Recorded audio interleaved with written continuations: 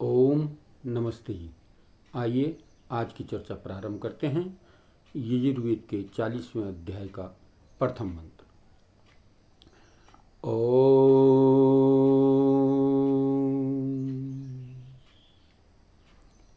ईशावास्य इदं सर्वं यत्किंच जगत्यां जगत् तेन त्यक्तेन भुञ्जीथा मा गृधकस्य विद्धनम्।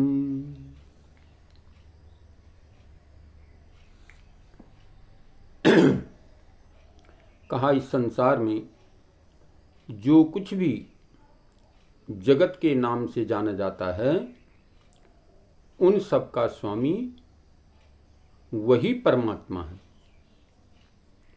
प्रभु सृष्टि के कण कण में विद्यमान है, इसलिए कभी भूल कर भी उस प्रभु की संपत्ति को अपना मानकर लोभ की दृष्टि से मत देखो, किसी दूसरे की वस्तु पर मत ललचाओ। तो ये बहुत बड़ी सुंदर बात इस मंत्र में बताई गई है कि जितना भी दृष्टिगोचर जगत है, जो जगत नाम से जाना जाता है, यानी संपूर्ण संसार जो दिखाई दे रहा है, ये सब उस परमपिता परमात्मा की ही संपत्ति है। इसमें से लेकर के हम अपने आप को ये न समझें कि ये मेरा है, ये मेरा है, वो मेरा है। संपूर्ण सृष्टि उस परमपिता परमात्मा की है, इसलिए इसको उस परमपिता परमात्मा की संपत्ति ही समझ करके उपभोग करें, न कि अपना समझ करके। और साथ ही साथ किसी दूसरे के पदार्थ को भी अपना न समझें, अपना मानकर उसका भोग न करें। ये इस मंत्र में विशेष रूप से बताया गया है कि हम समस्त संसार को, संसार में जो कुछ भी दृष्टिगोचर हो रहा है वो सब ये समझ कर चलें कि सब का सब जो है उस परमपिता परमात्मा का ही है और उस परमपिता परमात्मा को ही समर्पित भी है। कभी भी हम किसी दूसरे के धन का लोभ और लालच न करें, बल्कि तेन त्यक्तेन कहा, तेन त्यक्तेन यानी त्याग भाव से, त्यक्त भाव से इस संसार का उपयोग करें, उपभोग करें, संसार के पदार्थों का उपभोग करें त्याग भाव से। जो कुछ भी अपने पास भी है, कब त्यागना पड़ जाए, कब छोड़ना पड़ जाए, कब उस परमपिता परमात्मा का संदेशा आ जाए और ये सब कुछ धरा का धरा ही यहीं रह जाएगा, सब छोड़ करके जाना पड़ जाए। तो इसलिए कहा, पहले से तैयारी करके रखो, पहले से व्यवस्था बना करके रखो, जिससे अंत में दुख न हो, कष्ट न हो, परेशानी न हो। इसलिए संसार में जो कुछ भी द्रव्य, जो कुछ भी हमें परिश्रम से प्राप्त होता है, उसका भी त्याग भाव से उपभोग करो। और त्याग भाव कैसे? कि जिस प्रकार से हमें अगर दिल्ली से मुंबई की यात्रा करनी है, बस से, रेल से या हवाई जहाज से, जिससे भी यात्रा करनी है, उसके लिए हम उतना धन व्यय करते हैं और उस पर बैठ जाते हैं। और जब मुंबई नगरी आती है, मुंबई नगर में पहुंच जाते हैं, तो फिर उस सीट को, उस कुर्सी को, उस यान को हम जो है त्याग देते हैं, छोड़ देते हैं। तभी जाकर के हम अपनी मंजिल पर पहुंचते हैं। हम ये नहीं सोचते कि इस पर मैंने इतना रुपया व्यय किया है, इतना पैसा खर्च किया, ये तो मेरी हो गई है, इसी पर बैठे रहें। तो फिर हम अपने गंतव्य स्थान पर कभी नहीं पहुंच सकते, और उस मोह माया में बंद करके हम जो है अपने इस जीवन को खत्म कर देते हैं, बर्बाद कर देते हैं। तो इसलिए कहा है कि ये संसार में जो कुछ भी दिखाई दे रहा है, ये जगत है, ये सब उस परमपिता परमात्मा की ही देन है।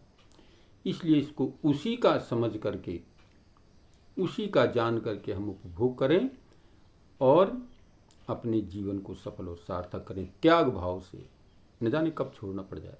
उसके विषय पर एक बहुत सुंदर एक छोटी सी दृष्टांत में याद आया। कहते एक दंपति था, युगल, 9 दंपति, नया नया विवाह हुआ, समय व्यतीत हुआ, पति पत्नी में दोनों में बड़ा आपस में प्रीति थी, प्यार था।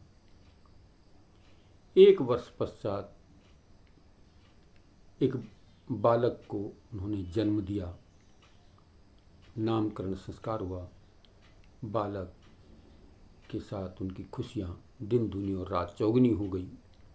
समय व्यतीत हुआ और कुछ काल के पश्चात ही बालक कुछ बीमार रहने लगा, स्थितियाँ बदलने लगी और बीमारी बढ़ते बढ़ते बहुत बढ़ गई, न संभल पाया। एक दिन पति जो है अपने ऑफिस गए हुए थे और उस पीरियड के दौरान, उस समय के दौरान उस बालक का देहावसान हो गया। उस बालक की जीवन लीला वहीं पर समाप्त हो गई। पत्नी समझदार थी, विदुषी थी, उसने बड़े प्यार से उस बच्चे को लपेट करके सुंदर करके एक स्थान पर रख दिया, सुरक्षित रख दिया। पति के आगमन की प्रतीक्षा करने लगी। जब पति आया, पति को जलपान आदि दिया गया।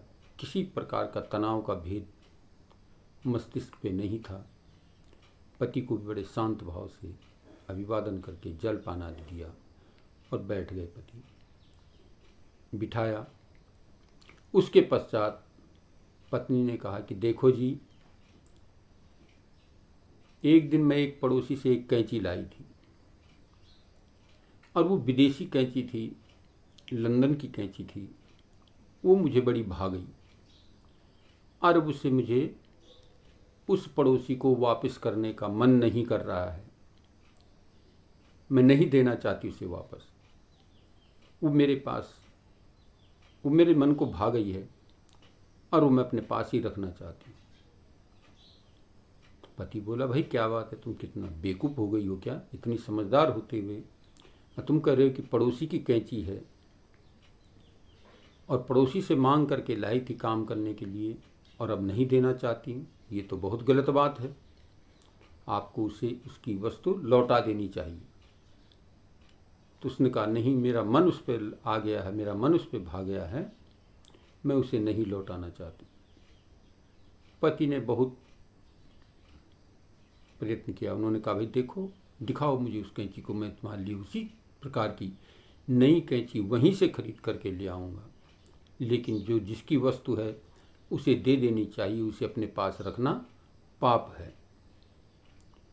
जब काफ़ी तरह से उसने जो है बहुत प्रयत्न करके पति को तैयार कर लिया कि जो जिसकी वस्तु है उसे लौटा देनी चाहिए, क्योंकि वो जानती थी कि पति पुत्र मोह में जो है विचलित हो जाएंगे, बेचैन हो जाएंगे। और जब उसने पति को पूरी तरह से तैयार कर लिया कि जो वस्तु जिसकी है उसे वापस कर देनी चाहिए, तो अंदर से ला करके बेटे को पति की गोद में रखा, हाथों में दिया और कहा, भाई देखो, ये उस परमपिता परमात्मा से हमें प्राप्त हुई थी और इसे अब जो है वापस वहीं रख के आ जाओ जहाँ से हमने लिया है, उसको अर्पित कर दो वहीं से।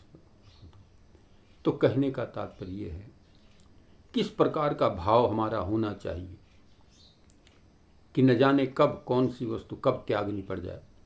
इस प्रकार से यदि हम त्याग भाव से अपने जीवन का निर्वहन करते हैं, अपने जीवन को बनाते हैं, तो जीवन सफल और सार्थक हो जाता है। तो ये मंत्र में प्रेरणा दे रहा है कि हम अपने जीवन को त्याग भाव से जिए। ईशावास्यमिदं सर्वम, जो कुछ भी संसार जगत में दिखाई दे रहा है ये सब उस परमपिता परमात्मा का ही है, इसलिए हम त्याग भाव से इसका उपभोग करें और कभी भी किसी के धन का लालच न करें। ये हमारे जीवन का सार होना चाहिए, मंत्र में प्रेरणा दे रहा है। तो आइए आज इस मंत्र से प्रेरणा लेकर के हम अपने जीवन को सफल और सार्थक बनाने का प्रयत्न करें। ओम शांति।